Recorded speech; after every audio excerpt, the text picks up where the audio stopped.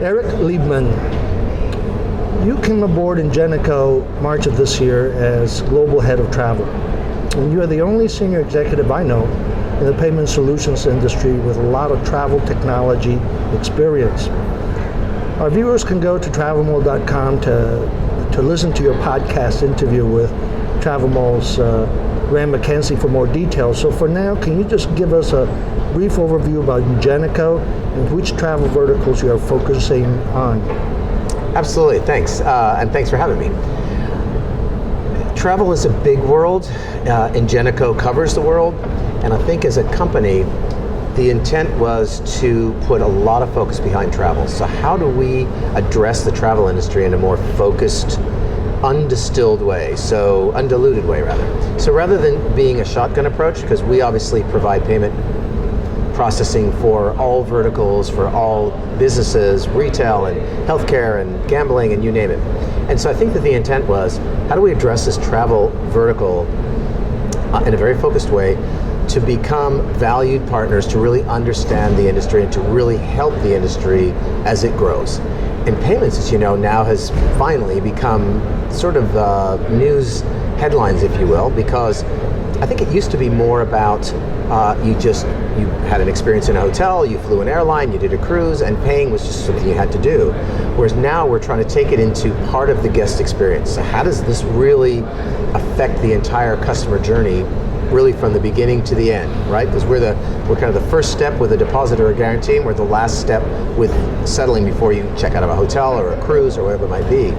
So my role really was to come on board and look at our offering globally, talk to our customers and understand what is it that what is it we're doing right, what is it we're not doing right, where are some of the gaps, and how do we fulfill a role within the travel industry that really helps them to have more traction with their customers, to really enhance the customer experience from a buying perspective. And I think we're doing a pretty good job of that. In terms of focus, travel really for us is across the gambit. So our three main areas are airline, hotel, and the online travel agencies, but then all the other guys, cruise, rail, coach, car rental, tour company, and the like, really travel's a pretty broad spectrum for us. So we have people around the world who are specialists in all the different areas who are really helping us to talk to those guys and bring them into our industry. Before you entered the payment industry in 2017, you worked for IBM as a managing consultant for the aviation and travel verticals. You headed Millennium and Copthorne Hotels Technology Group, managing partner at IQ Asia, a guest loyalty and hotel and travel technology company. So you would probably have an idea why it has been such an uphill battle to get the message through to travel suppliers and resellers that the many payment friction points they endure can be reduced. Cost reduction opportunities are there, which go right to the bottom line, all related to making payments simpler for travelers. For credit card merchant fees and foreign transaction fees is something that they don't seem to get it. Why has it been such a challenge? I think going back again to my own experience, so I was 20 plus years in the business, most of it in hotels. And within that realm, payments was just kind of something that was done in the back office. So you had folks who collected the payments, you had the terminal sitting on the front desk, and it was just something that was there. I think the expertise and the understanding of how payments plays a part in the entire customer journey is something that's relatively new. And to your point, working on the different industries, so I've had certainly deep engagements with airlines and OTAs, car rental companies, .coms, hotels, you name it. And I think throughout the thread through all of these things is, one is reticence to great change, because change is a scary thing when you're in a business that manages hundreds of millions of customers every year. Anything that you do differently could have a positive or negative effect. So I think there's a lot of resistance to change there. I think it was also the technology was kind of growing. And I think that things like Apple Pay and Uber, of all things, really changed the game for payments, because as we took it out of the equation and made it more and more invisible, it actually became more interesting. So when we said, hey, I love Uber. So you call a cab, you get in, you ride, you get out, and you leave. I never touch my wallet. I don't have to touch the money. It's all done behind the scenes. Apple Pay is great. I take my phone, I tap near a terminal, and I walk off, and I'm good. I think things like this that made it kind of cooler and more interesting made it really top of mind for a lot of these guys. So now we're seeing things like HEDNA, which is the Hotel Electronic Distribution Networking Association. So HEDNA on the hotel side has just started a payment stream recently, and I went to their conference a couple of years ago and was really pleasantly surprised to see that the workshop they did the day before the actual conference started was standing room only for a room. Everybody wanted to know about payments, and suddenly we're getting guys who have titles like payments manager, head of payments, payments optimization, payment strategy. So now more and more travel companies are starting to see this as a viable part of that guest journey. So how do we then optimize this? And to your point, how do I lower the cost of things? They're realizing that, hey, if I can tweak my credit card fees by a tiny percent across billions of dollars a year, it's quite sizable. So now we're getting people who are starting to come to folks like us, say, hey, help us to figure out how to do this better and smarter for the guest and for our bottom line. And same applies to foreign currency transaction fees. And if you're doing a few $1 billion a year, it's more than just a tiny fraction of a percent. Right. Yeah. It can be as much as their total margin, net margin. Absolutely. I think you were kind to the friction for more suppliers and resellers jumping onto payment solutions to date. But how do you help them bridge their internal communication gap?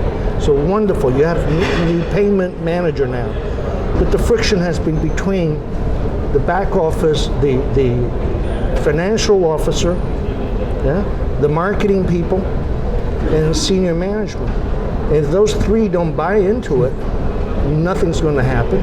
The CFO doesn't want to rock. CFO doesn't want to rock anything. Right? They're happy with the way things are working. The marketing folks are screaming bloody murder. Lots of transactions getting turned away. Takes too long for the transaction to happen. So, how can you help that process? Well, I think you're one of the few people that really understands that payments is not strictly a finance focus. And I think that traditionally, my industry in the payment side focuses on the accounting and the treasury guys and the finance guys and whatnot. And I agree, coming from the industry, I really instantly said, no, you have to think like a GM of a hotel. You have to think like a country manager for an airline. You have to think of yourself in the shoes of these people, and they're not financial people. So they don't understand the terminology. They don't understand the ecosystem of payments.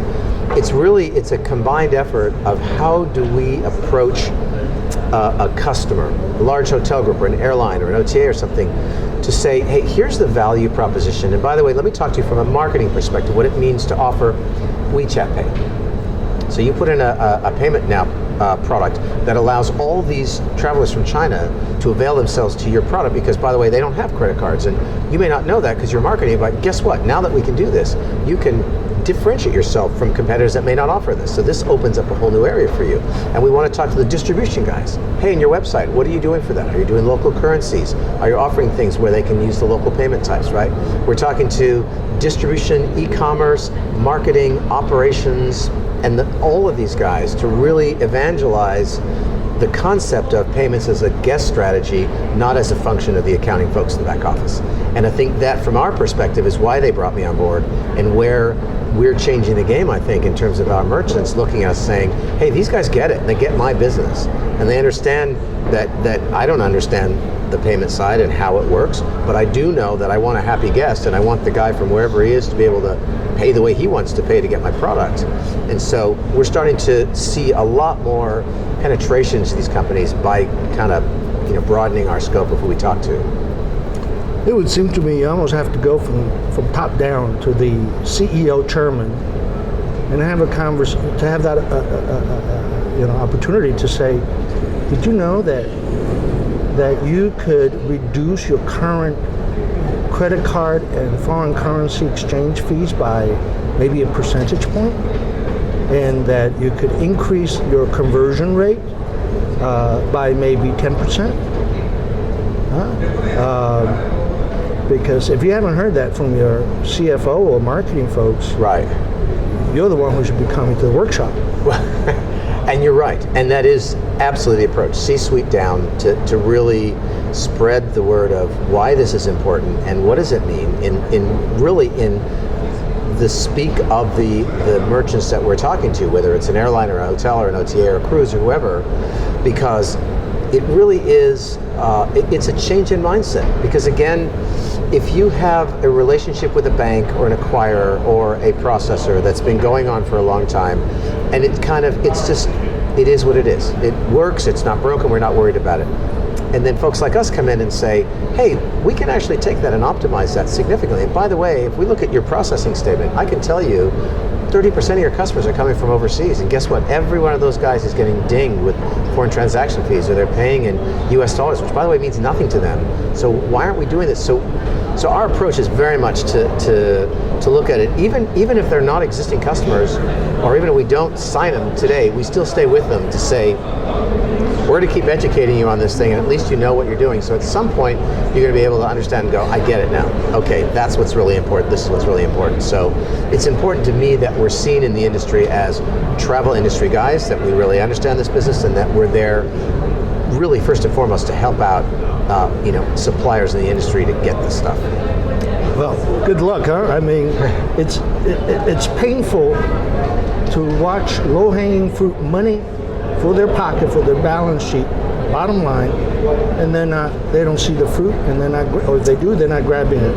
Yeah, it's the old "you can lead a horse to water" thing, right? So, well, one thing everybody understands is payment fraud, and fraud attacks on the air travel apparently skyrocketed by 61% between 2018 and 2019, according to a brand new research from fraud prevention company Forter, right, who analyzed 140 billion worth of transactions to produce the most extensive research of its kind. What are the shifts in the types of threats facing travel retailers today, and how is Ingenico addressing them? So one of the big triggers for fraud, and why there was such a big increase, one of the contributors, not all, was the move to EMV in the U.S. So in EMV, the chip card in the U.S. So we're strictly told no acronyms. So that would slip through. So the chip cards really moved the needle in terms of removing fraud at the point of sale, because they're harder to counterfeit. In fact, they're currently impossible to counterfeit so far. So it eliminated a significant amount of what we call card present fraud, which is the actual card in the hand that you're at the location. Well, then by reflex, or by I guess the movement of things from one to the other, everything went online. So the amount of fraud that moved from offline to online spiked, and that's where a lot of that emanated from. So that would have started in 17. So it was a contributor, but we saw a significant rise in online fraud, for example.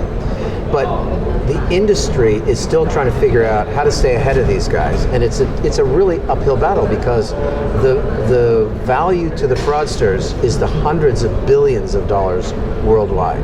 So they don't give this up lightly, and they have as much R&D as the good guys do in trying how to bypass all of the fraud tools and the algorithms and the checks that we do. And there are some companies out there that have gotten so good at fighting fraud that they now actually offer guarantees to say it will cover you, and if you have any kind of fraud, we'll actually pay for it. So I think they're getting now to the next level of being able to identify and fight fraud. There are companies that aggregate across industries, not just like you may hire one company that does fraud for you. These guys aggregate across all those fraud providers so that they have another layer of protection. So the fraud tools themselves can go in there and mine information about a particular transaction or whatever it is to add another layer on there. Then of course, In Europe, the PSD2, which is a Payment Service Directive version 2, which came out of the European Banking Association, is going to have a profound effect on fraud in Europe, in that they're going to almost eliminate merchant liability and push it all back in the issuing banks, because there's using something called strong customer authentication.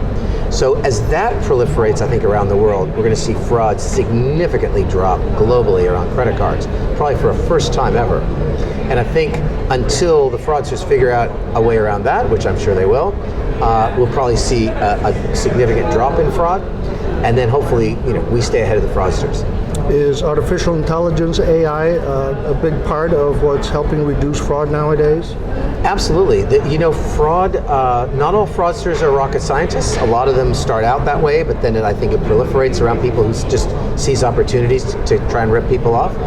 And I think that the AI stuff, the machine learning stuff, the algorithms that are getting stronger are able to detect things like if a card's been used more than a couple of times, or they call it velocity. So how often has it been used in the last period of time, and what geographies has it been used, and a whole slew of metrics that are compared now that are beginning to learn. So they are getting smarter, and that's why companies like this that I mentioned are able to actually offer a guarantee, because they have that much intelligence and confidence in their intelligence to say, we're actually a step ahead of these guys because of things like AI. Thank you so much. You're very welcome.